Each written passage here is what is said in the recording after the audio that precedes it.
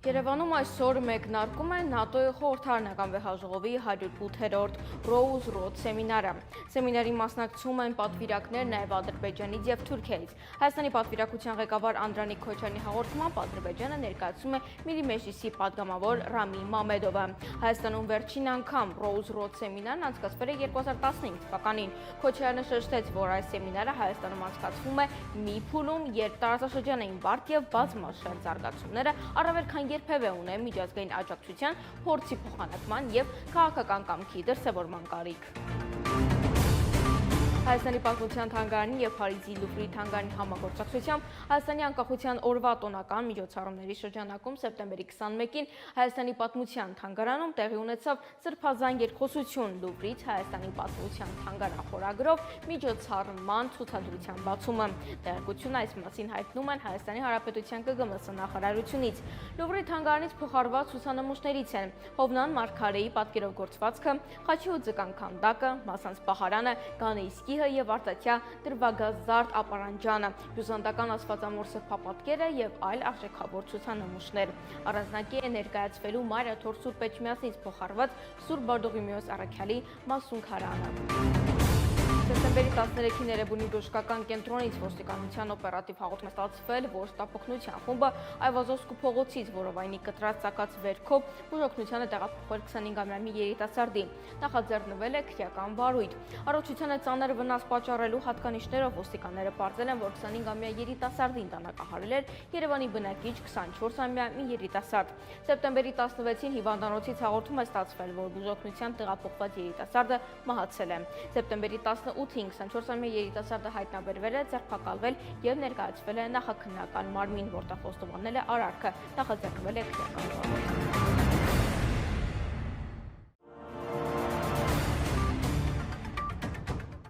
Գյումրիի քաղաքապետ Վարդան Ղուկասյանը խոսել է Ռուսաստանի հետ միություն կազմելու մասին։ Ռուսասելով չի ասվում Պիտիգորսկի կամ Ուլյանովսկի մարզ։ Նշանակում է այն, որ Հայաստանը իր օրենքներով, իր արժեով, իր կառավարությունով, իր նախագահով, իր ինքնորոշումը պաշտպանելով միություն է կազմում։ Միություն է կազմում լոկ նրա համար, որ այս թուրքերի տափաստանային ցեղի դեմ պաշտպանվենք, ասել է նա։ Ղուկասյանի ցանկությունն է, որ Հայաստանը միություն կազմի, ինչպես Եվրոպան, Չինաստանը ու Ռուսաստանն է միություն կազմում։ Բա Հայաստանն իրենից ինչ է ներկայացնում, որ միություն չկազմի, բայց անկախ Հայաստանով, պետականությունը պաշտպանելով։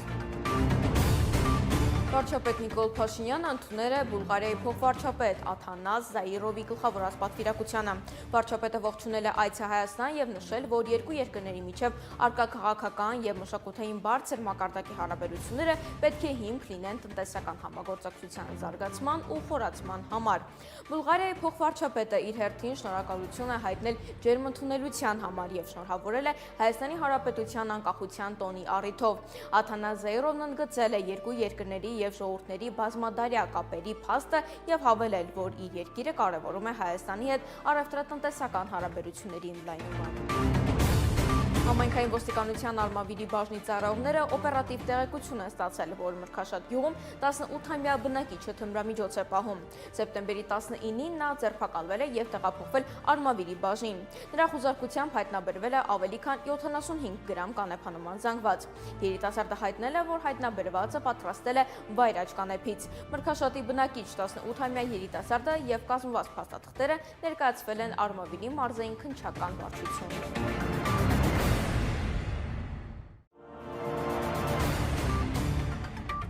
Եթե Հայաստանի վարչապետ Նիկոլ Փաշինյանը հրապարակի Ղարաբաղի մասին բոլոր փաստաթղթերը,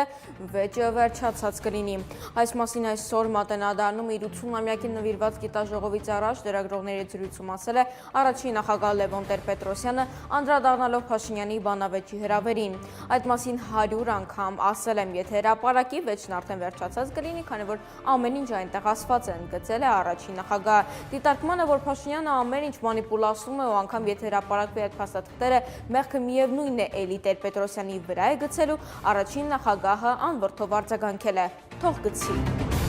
Սեպտեմբերի 23-ի ուշ երեկոյան Մերձևանում սպանվել է Փարաքար համայնքի ղեկավար Վալոդիա Գրիգորյանը եւ ոստիկանության քրեական հետախուզության գլխավոր վարչության օպերլիազոր Կարեն Աբրահամյանը, որը դեպքի պահին ծառայողական պարտականությունները կատարելիս չի եղել, վիրավորվել է Արծրուն Գալստյանը։ Նրա կյանքին վտանգ չի սպառնում։ Ըստ ՆԳՆ-ի մամուլի խոսնակի դիմակավորված ձեռնոցներով մեկ անձ մոտեցել է կանգնած 3 անձանց, կրակահերթ է արձակել եւ հեռացել։ Վալոդիա Գրիգորյանը, Կարեն Աբրահամյանը մահացել են տեղում։ Փարաքարում լրագրողներին այս մասին հայտնել է քննչական կոմիտեի հատկապես կարևոր գործերի քննության գլխավոր վարչության քննիչ Արտակ Հովհաննիսյանը։ Նա չասաց, արդյոք հարցը քննվել է հրազենային վիրավորումներով հիվանդանոց տեղափոխված Արծրուն Գալստյանը, նախաքննությանը չվնասելու պատճառաբանությամբ։ Գրիգորյանը, Աբրահամյանը եւ Գալստյանը եղել են տան դիմաց կանգնած։ Դիմակավորված անձը իր մոտ եղած ինքնաձիգից կրակահերթ է արձակել նրանց ուղղությամբ։ Դիմակավորված անձը դեռ չի հայտնաբերվել, այդ ուղղությամբ իրականացվում են բոլոր հնարավոր քննչական ու ապացուցողական գործողությունները, նաեւ ոստիկանության հետ օպերատիվ հետախուզական գործողություններ, ասել է նա։ Կյանքից հեռացել աշխարհահռչակ իտալացի դերասանուհի համաշխարհային լեգենդ Կլաուդիա Կարդինալեն։ Նա մահացել է Փարիզի մոտ գտնվող Նեմուր քաղաքի իր տանը 87 տարեկանում։ Հայ հեռուստադիտողը միշտ կհիշի Կարդինալեին, որը հայոց ցեղասպանությունը վերապրածների ճակատագրի մասին Անդրի Վերնոյի Մայրիկ ֆիլմում Արաքսի Զաքարյանի դերն է մարմնավորել։ 2010 թվականին Ոսկե ծիրան միջազգային կինոփառատոնի շրջանակում Կարդինալեն այցելել է Հայաստան։ Փառատոնն այդ տարի նվիրված էր հայոց ցեղասպանության 95 եւ Վերնոյի 90-ամյակներին։ Հայ լրագրողների հետ զրույցում Կլաուդիան խոստովանել է, որ Մայրիկ ֆիլմից հետո երազում էր այցելել Հայաստան։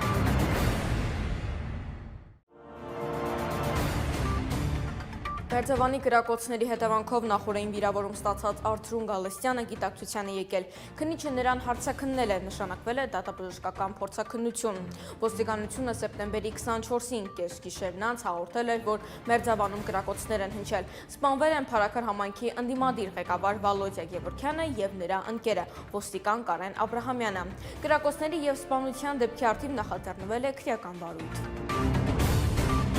Ռուսաստանի նախագահ Վլադիմիր Պուտինը այսօր կհանդիպի Հայաստանի Հանրապետության վարչապետ Նիկոլ Փաշինյանի հետ։ Փաշինյանը այսօր աշխատանքային այցով մեկնել է Ռուսաստանի մայրաքաղաք Մոսկվա, որտեղ կմասնակցի համաշխարհային ատոմային շաբաթ խորագրով համաժողովին։ Հիշեցնենք նաև, որ Նիկոլ Փաշինյանը եւ Վլադիմիր Պուտինը վերջին անգամ հանդիպել են օգոստոսի 31-ին Չինաստանում Շանհայի համագործակցության կազմակերպության գագաթնաժողովի շրջանակում։ Այսօր նաև Մոսկվայում Հայաստանի դեսպանատան մոտ տասնյակ մարդիկ բողոքի ակցիա են իրականացնել Փաշինյանի գործողությունների դեմ։ Դա տեղի ունեցել այն բանից հետո, երբ հանրապետության իշխանությունները մեղավոր ճանաչեցին arczepiskopos Միքայել Աչապահյանին իշխանությունը զավթելու կոչեր անելու համար։ Հավաքվածները ձեռքերը պահել էին եւ եկեղեցին հոգի է, այլ ոչ թե ընդդիմություն, ձեռքերը հեռու սրբությունից եւ այլ գրության պաստառներով։ Նրանց մի մասը Հայաստանի դրոշներով են եղել։ Ցուցարարները Հայաստանի Հանրապետության իշխանություններից պահանջել են ազատ արձակել Աչապահյանին։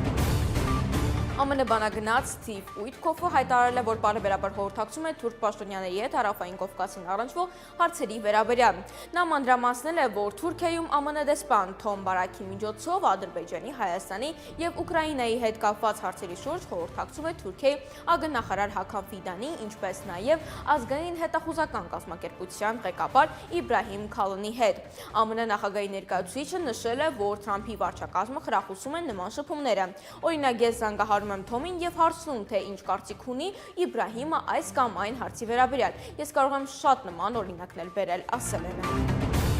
Կառավարության այսօրվա նիստին հաստատվեց 2026 թվականի պետական բյուջեի նախագիծը, ըստ այդմ գործադիրը նախատեսում է հաջորդ տարի պաշտպանական բյուջեն կրճատել շուրջ 15.2%-ով։ Նախագծով պաշտպանության նախարարությունը 2026-ին 563 միլիարդ դրամ կհատկացնի։ Այս տարվա համեմատ ռազմական ծախսերը կկրճատվեն մոտ 265 միլիոն դոլարով։ Չնայած պաշտպանական ծախսերի շեշտակի նվազեցմանը, ընդհանուր պետական բյուջեն հաջորդ տարի ավելի քան 5%-ով ավելին է։ Կառավարությունը նախատեսում է հաջորդ տարի 3 տրիլիոն 628 միլիարդ դրամ ծախսել։ Ֆինանսների նախարար Վահե Հովհաննիսյանի ներկայացման բյուջեի նախագծով տնտեսական աճը կազմելու է 5.4%։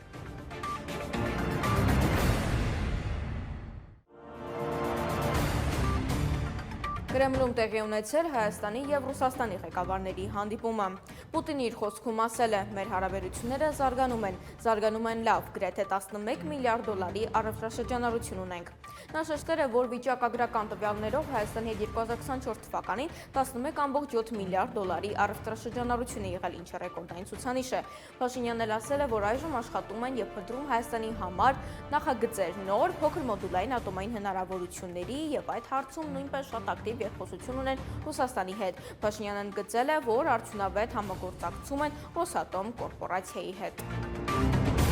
Ադրբեջանի նախագահ Իլհամ Ալիևը ՄԱԿ-ի ամբիոնից նույնպես օգտագործեց Զանգեզուրի միջանցք ձևակերպումը, անդրադառնալով Վաշինգտոնյան համաձայնություններին։